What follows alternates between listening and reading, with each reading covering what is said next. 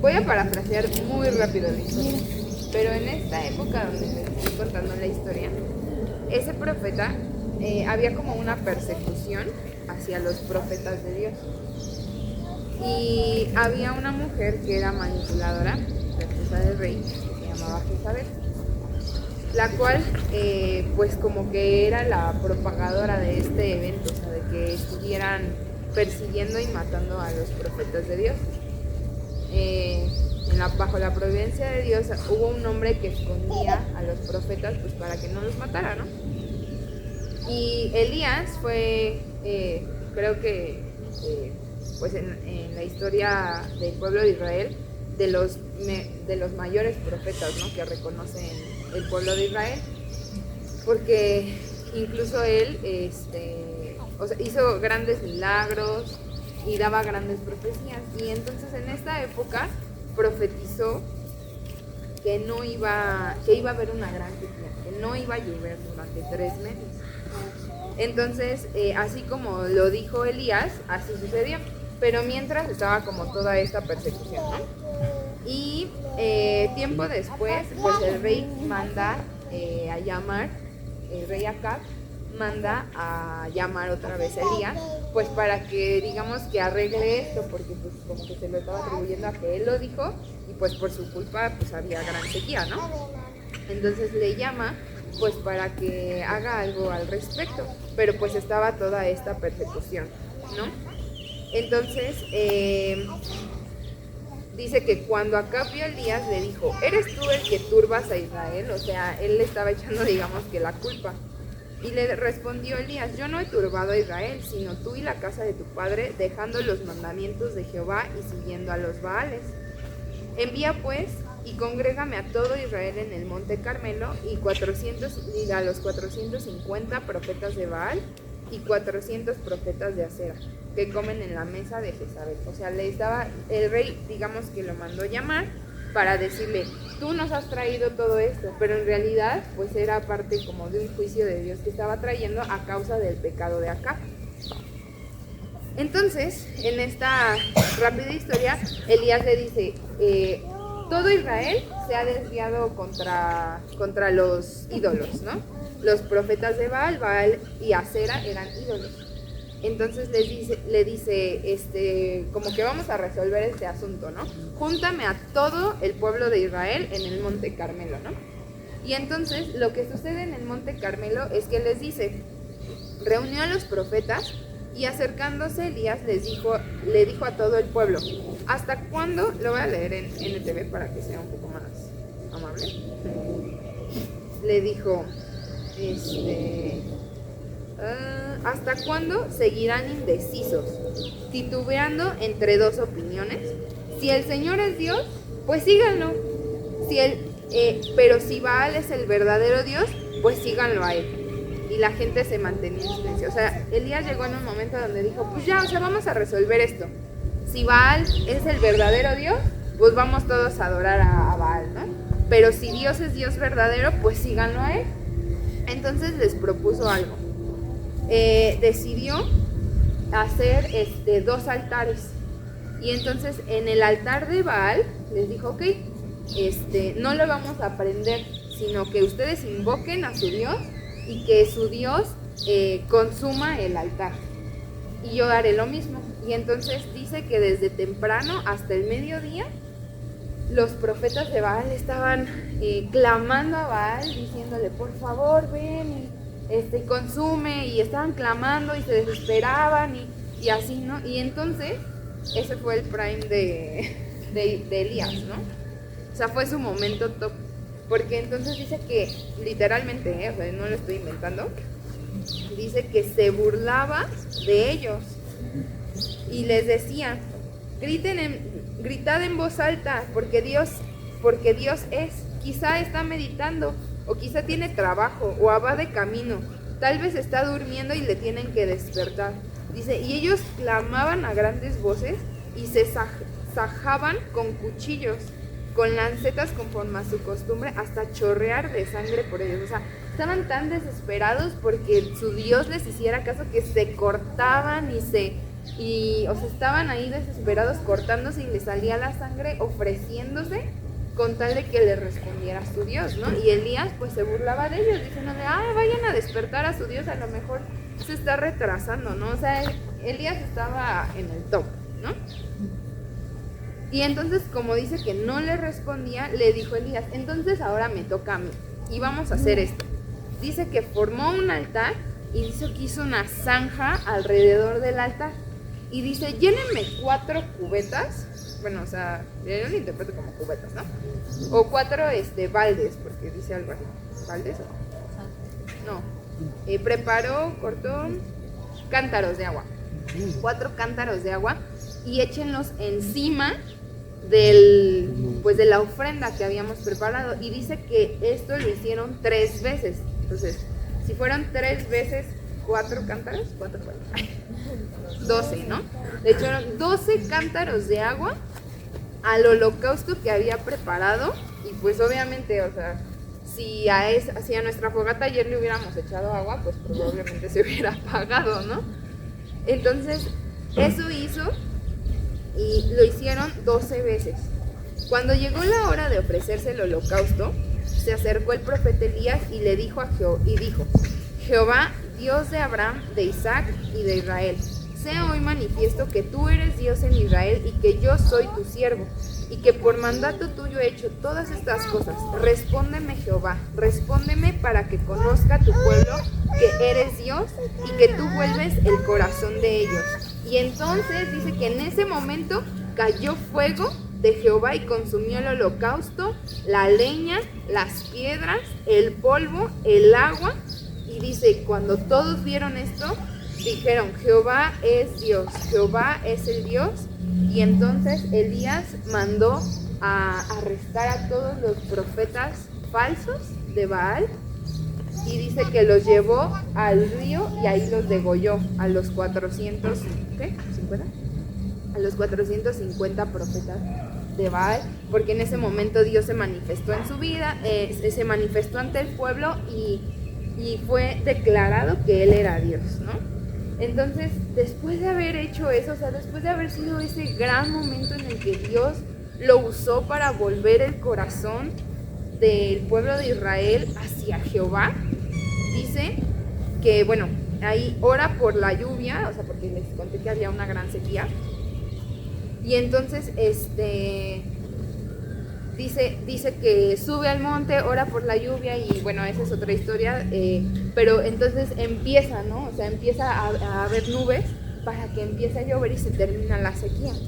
Y dice que Acab le contó a Jezabel, o sea, el rey le contó a su esposa todo lo que Elías había hecho, cómo había matado a los profetas. Y entonces dice que Jezabel le envió a Elías un mensajero y le dijo, así me hagan los dioses y aún me añadan si mañana a estas horas no he puesto tu persona como la de uno de ellos. O sea, le mandó un mensajero a amenazar su vida. O sea, le dijo,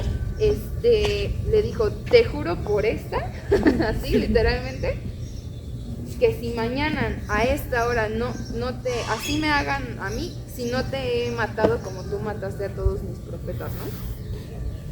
Y entonces dice que él se fue por el desierto de un día de camino y vino y se sentó debajo de un enebro, que es como un árbol. Y dice que deseaba morirse. Y le dijo, basta ya, Jehová, quítame la vida, no soy mejor que mis padres. Echándose debajo del enebro se quedó dormido. Y he aquí un ángel le tocó y le dijo, levántate, come. Entonces él miró y he aquí su cabecera una torta cocida sobre las ascuas, bueno, o sea, su comida, ¿no? Dice que comió y se volvió a dormir. Y dice que volviendo el ángel de Jehová la segunda vez, otra vez le dijo, levántate y come porque camino te resta. Y se levantó, comió y bebió y se fortaleció 40 días y 40 noches hasta Horeb. Y se metió en una cueva donde pasó la noche. Y vino a él palabra de Jehová y le dijo, ¿qué haces aquí, Elías?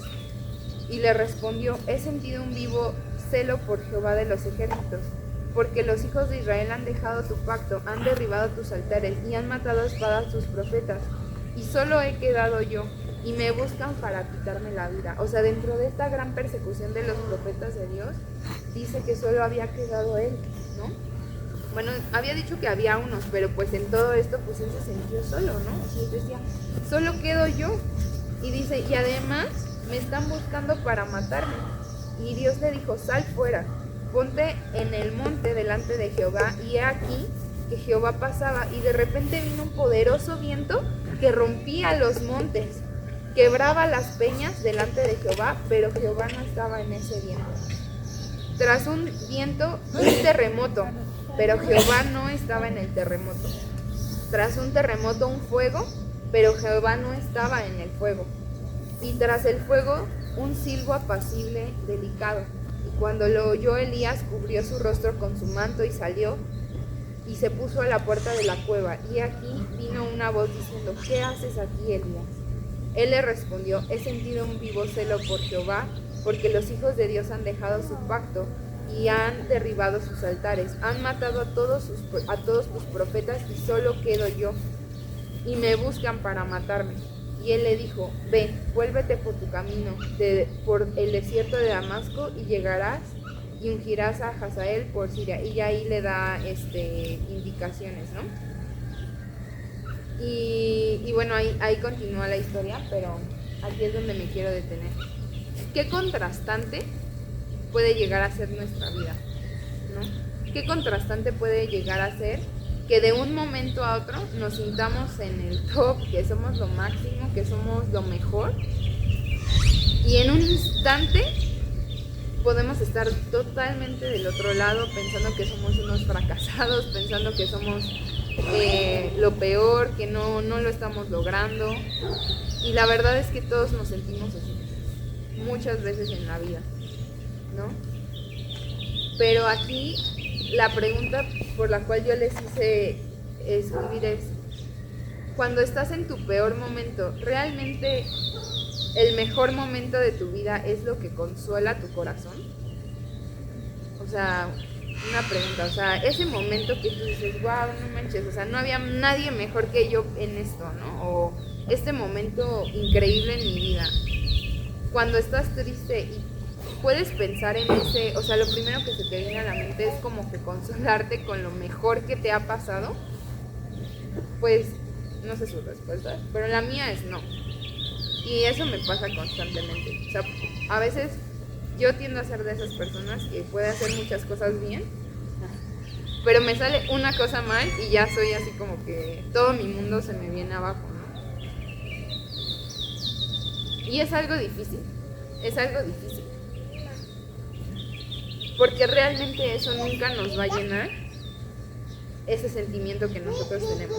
El único que dice que podía consolar que pudo consolar a Elías en ese momento más bajo fue ese viento apacible que llegó y que en medio de eso, o sea, hay ahora como corrientes filosóficas y de doctrinas, ¿no? Que dice que no, o sea, tú declara que estás bien, tú declara todo positivo, tú declara esto, que tú eres lo mejor y decrétalo y arrebátalo y todo eso, ¿no? Pero dice aquí la palabra y en toda la Biblia, yo lo leo, ¿no? Y aquí mismo dice que Dios no le dijo a Elías así como de ya, o sea, declara que ya estás bien y vámonos, ¿no? No, o sea, Dios más bien estuvo en medio de esas situaciones que lo hicieron caer muy bajo, o sea, él hasta le pidió a Dios, por favor ya mátame, ¿no? O sea, quítame la vida. O sea, cayó tal vez en una depresión tal, después de haber estado en su gran momento, pero Dios estuvo en medio de eso para consolarlo. Estuvo en medio de eso sustentándole, no le dijo, ya declara que estás bien y ya, ¿no? No, o sea, pues lo dejó vivir tal vez ese momento, pero le dijo, no estás solo, yo estoy contigo, yo te sustento, ¿no? Dice que mandó 2 veces a un ángel, pues para sustentarle, ¿no? Para darle comida, para que se fortaleciera en medio de ese padecimiento. Y de verdad que Dios... Ay, no quiero llorar. No de nuevo. No como siempre. de verdad que Dios, en medio de esas luchas, nos manda ángeles para sustentarnos y fortalecernos. Y eso es lo que yo quiero decirles y compartir, como macheándolo con lo que decía Rubino. Muchas veces en nuestra vida o en nuestro pasado, o incluso puede ser hasta parte de nuestro presente, ¿no? Pero hablando del pasado también, podemos darnos cuenta que volteando a ver circunstancias tan feas que hemos vivido, aún en medio de esas cosas Dios estaba ahí para sustentarnos, ¿no? Dios estuvo ahí, siempre ha estado ahí. Y aunque a lo mejor no lo conocíamos como lo conocemos ahora, por ejemplo, cuando antes, ¿no? de entregarle nuestra vida, pero aún así dice Dios que Él tiene misericordia de nosotros y su gracia nos alcanza, ¿no? Entonces yo creo que es esa gracia y misericordia de Dios, y aún estando ya dentro de la vida de Cristo también sufrimos estos momentos, ¿no? Pero Dios sigue estando ahí y Él sigue sustentándonos en medio de esas adversidades, en medio de esas cosas. Entonces, nuestros grandes momentos, o sea, una como enseñanza que también que saco de aquí es como de que pues Elías tampoco sintió que fue él, ¿no? Sino que fue Dios en él el que hizo todas esas grandes obras. Pero aún en medio de su, o sea, a veces lo más grande que hacemos no nos va a consolar. El único consuelo o lo único que podemos ver es que es Dios y que está ahí con nosotros. Y pues es como esa pequeña reflexión de este taller que quisiera que todos tuviéramos un momento, ¿no? Y pues no sé si podemos cerrar nuestros ojos y ser un poco introspectivos, o sea, revisar hacia adentro de nosotros mismos. ¿De dónde trato de encontrar el consuelo en esos momentos donde estoy en el peor momento de mi vida, ¿no? O pasando por una tribulación, o pasando por angustia, o pasando por un momento bajo, ¿no? Realmente quiero y también lo puedo unir también a la enseñanza de Raquel, ¿no? Al taller. Estoy tratando de llenar eso con mis propios logros, con mi propio, pues sí, o sea, con lo que yo pienso que puedo lograr, o bajo mis propias fuerzas, o estoy dejando que Dios me consuele, aún en medio, en ese silencio, en medio de ese, pues no sé, o sea, aparentemente que Dios no habla, pero puedo escuchar aún en medio del silencio su viento apacible que está conmigo, que Él nunca me ha dejado realmente, nunca nos separamos. Y vamos a dar un minuto, o sea, para pensar en eso y voltea, ¿no? Voltea un poco al pasado y di, Señor, gracias porque has estado siempre en mi pasado, hoy en mi presente, Señor, y por lo tanto sé que tú no cambias y tú seguirás. Y justamente hoy y siempre yo soy, o sea, hoy y siempre tú eres, Señor. Tú eres el mismo de ayer, de hoy y por los siglos. No cambiarás, Señor. Y si hoy estás, quiere decir que estuviste y que seguirás estando por siempre. Entonces,